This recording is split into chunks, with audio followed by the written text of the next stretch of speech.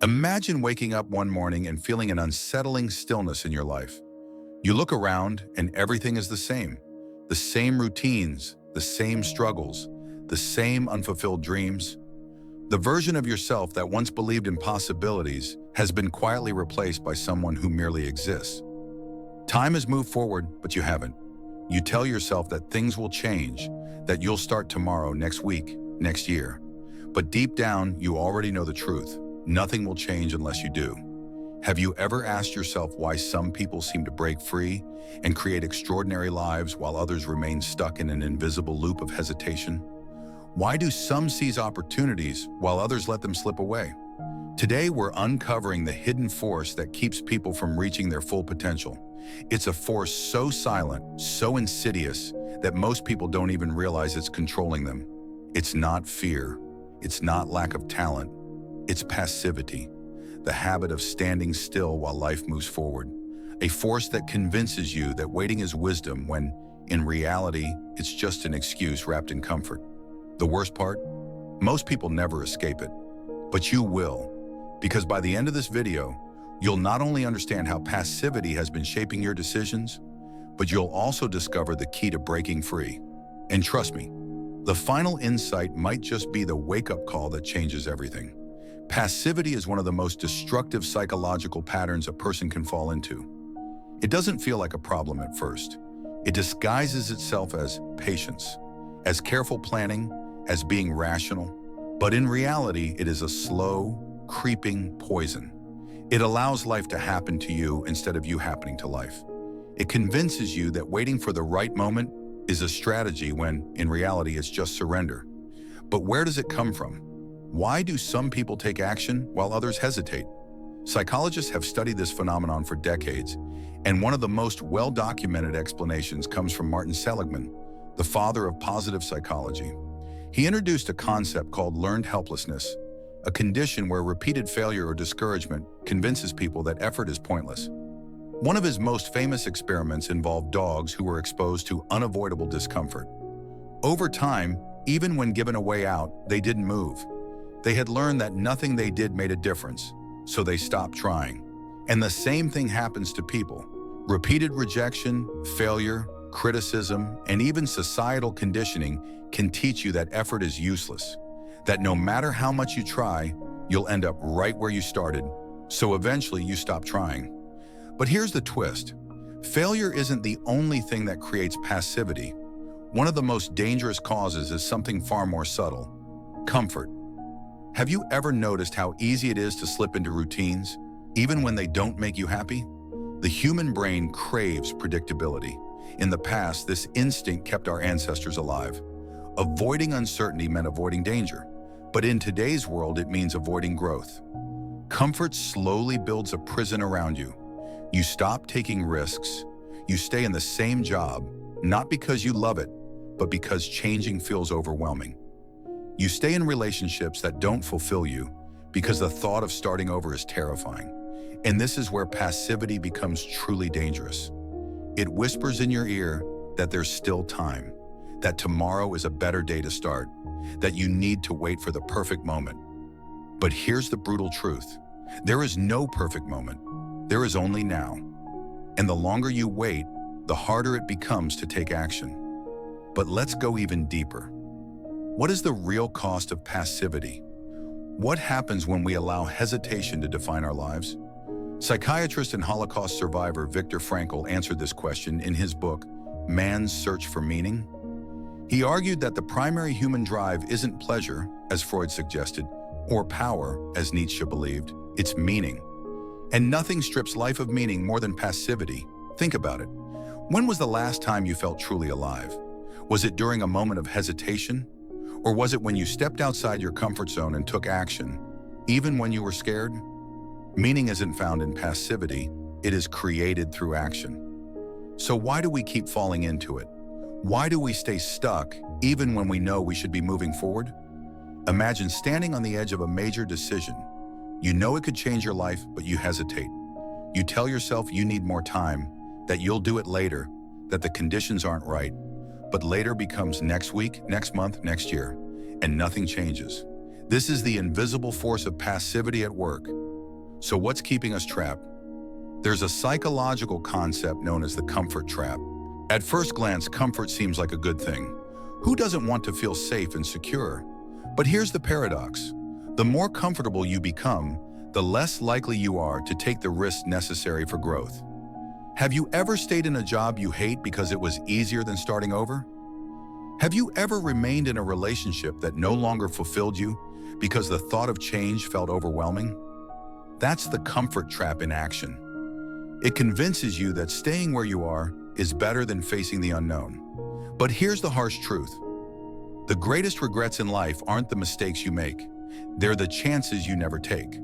Psychologists have found that the human brain is wired to avoid uncertainty.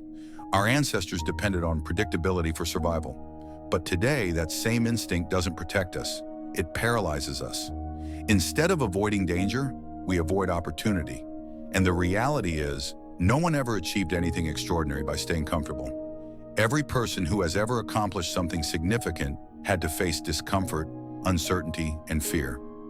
The difference between those who succeed and those who stay stuck isn't intelligence, talent, or luck. It's the willingness to take action despite fear. So now the real question is, how do you break free? How do you escape the grip of passivity?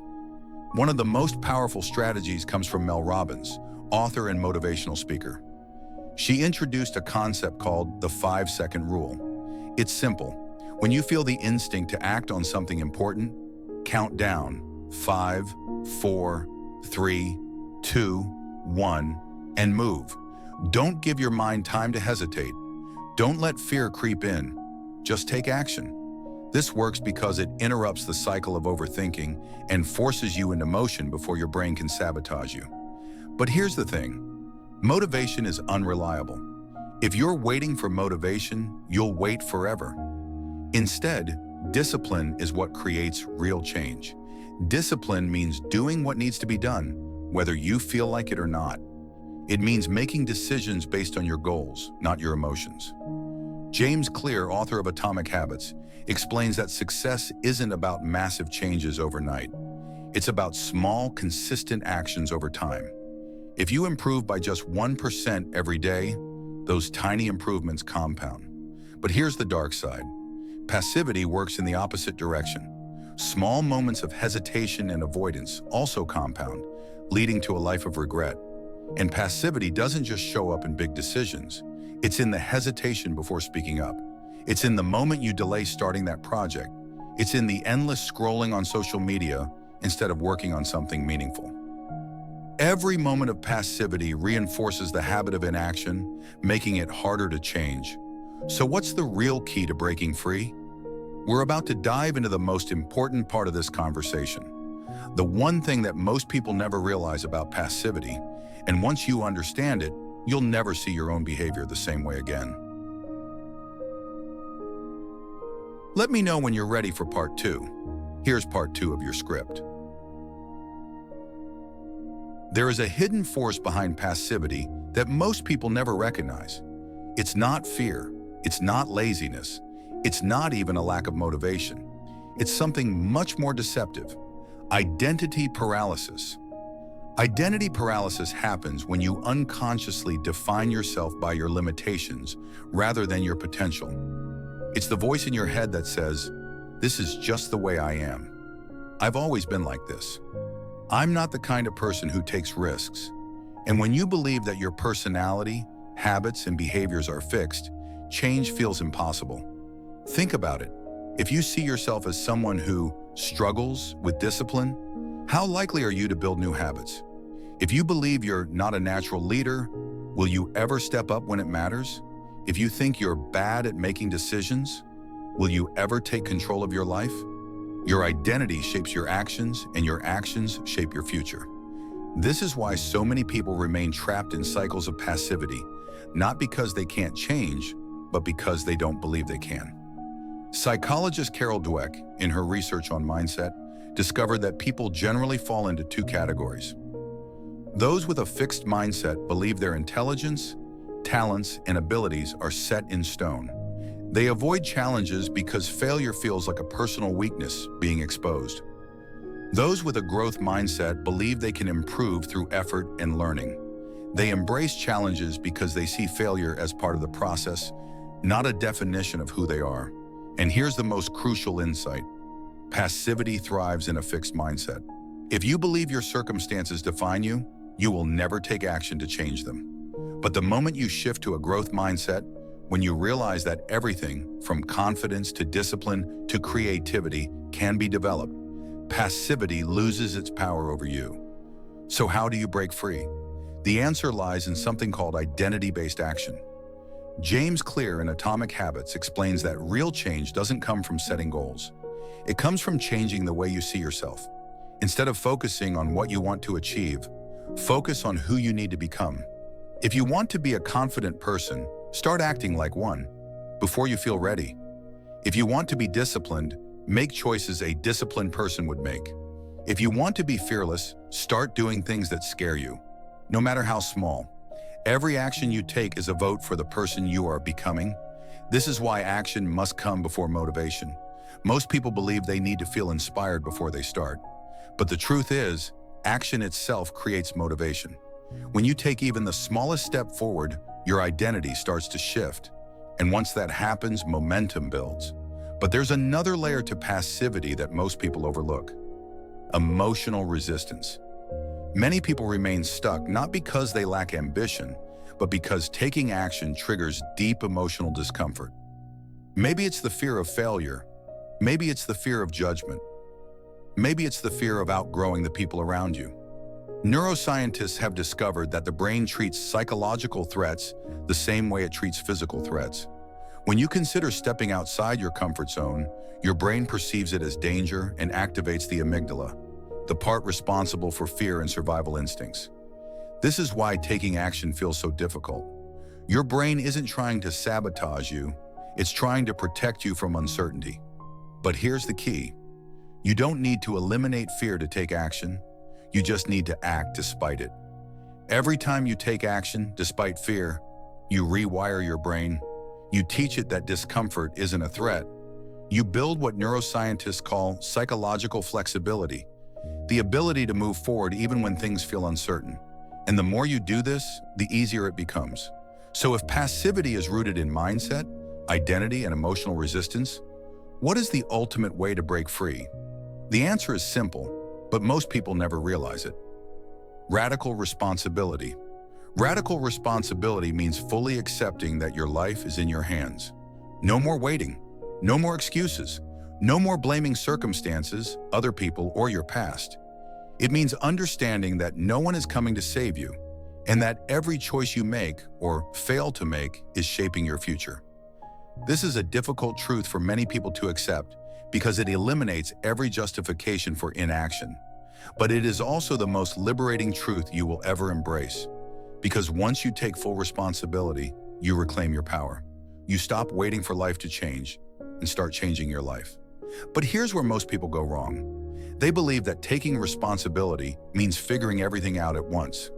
They think they need a perfect plan, absolute confidence, and total certainty before they take action. This is another trap. Action creates clarity, not the other way around. Jeff Bezos, the founder of Amazon, once said that if you wait for 100% certainty before making a decision, you will always be too late. He explained that in life, you will never have perfect information. You will never feel fully ready. But if you can make a decision with even 70% of the information, you should act. Because action leads to learning, and learning leads to better decisions. This is why successful people aren't the ones who have everything figured out. They're simply the ones who take action despite uncertainty. They start before they feel ready. They take small steps, learn from experience, and adjust along the way. But what about failure? This is one of the biggest reasons people remain passive. They fear failure so much that they would rather do nothing than risk making a mistake. But here's what they don't realize. Failure is not the opposite of success. It is a necessary part of success. Thomas Edison, when asked about his repeated failures while inventing the light bulb, famously said, "I have not failed. I have just found 10,000 ways that won't work." This is the mindset of every successful person throughout history. They understand that failure isn't a reflection of their worth. It's just feedback. And the only true failure is refusing to try. So how do you finally break free from passivity? 1. Stop waiting for motivation. Motivation is unreliable. It's a result of action, not a prerequisite for it. Make action a habit instead of waiting to feel inspired. 2. Redefine your identity. Stop telling yourself, "This is just how I am." Your past does not define you. Decide today that you are a person of action, and then prove it with your behavior. 3. Lower the barrier to action. Many people stay stuck because they think they need to take massive steps, but progress comes from small, consistent actions.